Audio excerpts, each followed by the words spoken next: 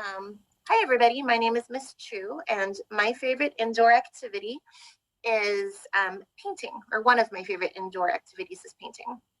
And with painting, you can do a variety of, you can use a variety of materials. You can use watercolor paints, you can use acrylic paints, you can use, I mean, there's just like so many different kinds of paints that you can choose from. So what I've brought today are two pieces that I did with acrylic paints. And they're little creatures that are kind of like eyeball wise. I don't know if you guys have seen like Studio Ghibli movies or anything, but so like Spirited Away is one of my favorites. And so like you can see like their eyeballs are different sizes. It's just kind of a similar technique that is used. And then something interesting is this one is actually a painting that is an enlargement of a portion of another painting that I did. So the reason I like to paint is that it's relaxing for me. I get to like express things. Like I get to create these cool little creatures. Sometimes I paint more realistically. I'm not very good at that. I don't think I'm very good at that. And then also like that first week of school, I had shown you all some of the paintings I had done before too.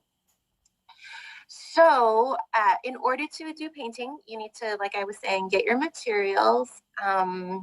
You need to get the paints, and then you need to get the palette, and then you need to have the canvas. The palette is what you put the paints on, and the canvas is what you're going to paint upon.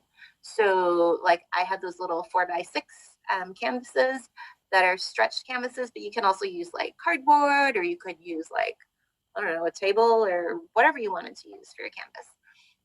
And then the process is find your space that you're going to go do it at, and then get all your materials ready. Make sure you have water for your brushes if you're using brushes, or whatever you're going to need to clean your brushes with.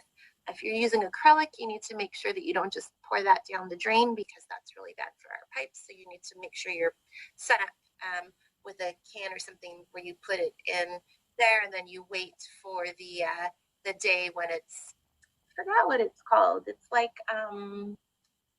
the hazardous waste day. You wait until that, and then you send that away.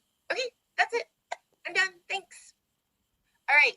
So now we're gonna score me. Okay. So scoring is gonna be in 3 categories. You're gonna get scored on your content. That means, did you include all of the information? The second one is going to be your flow and like your fluency. Were there like a lot of awkward pauses? Were there a lot of like right? Were those things?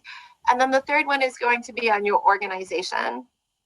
So was I jumping around, or was I kind of flowing? Okay. So in my presentation, I gave all the information, right? I hit all the content parts. I talked about, let me put up the whiteboard, or let me look at the whiteboard again. So the whiteboard, right? It says that you're going to talk about your indoor activity, what it is, why I did that. You're going to explain the process, how to do it. You're going to talk about the materials, the duration, and other relevant information. I did all of that, right? I brought in my 2 little paintings as well, right? And I talked about these things. So my content is good. I would have received full points for my content. That being said, I used a lot of and I can't remember what that was called, right? With the hazardous waste. I was like, what is it called? So there were a lot of those little interruptions that can be distracting to you as an audience member. So I probably would have only received like a 6 on that, right? 6 out of 10. It's like a D. I was really distracting with all my I can't even remember what it's called. Okay. So I'm not getting the full credit on that. And then organization. Are you kind of sticking with the topics and going in a way that your audience can follow you? And I was like talking about one thing, and I'm like, oh, and then this, and then, oh, and then that. So my organization wasn't that great either, right? So that's about another 6 points. So a 10, a 6, and a 6, if you add those together, that's 22. And then so I always round down when it comes to this kind of activity, because I want you to know what you can do to improve your score. So this would have been a very low 7 out of a 10. So it would have been a C, but like a C minus. The goal is to have an A, right? 10 out of 10. So like I said, starting next session, I'm going to be scoring you. I'm going to be giving you a score. And that is going to go in the grade book. Just to let you know, everybody's going to first get a 5. You're going to have an F automatically. So it's going to be up to you to volunteer to get your grade changed.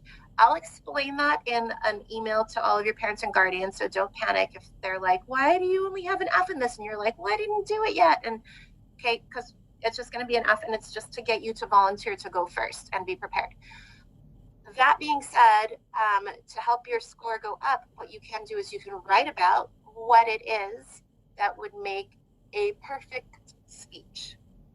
And you can do that, and you can get 9 points until it's your turn to go. And then when you yourself deliver the perfect speech, you're going to get the 10 points.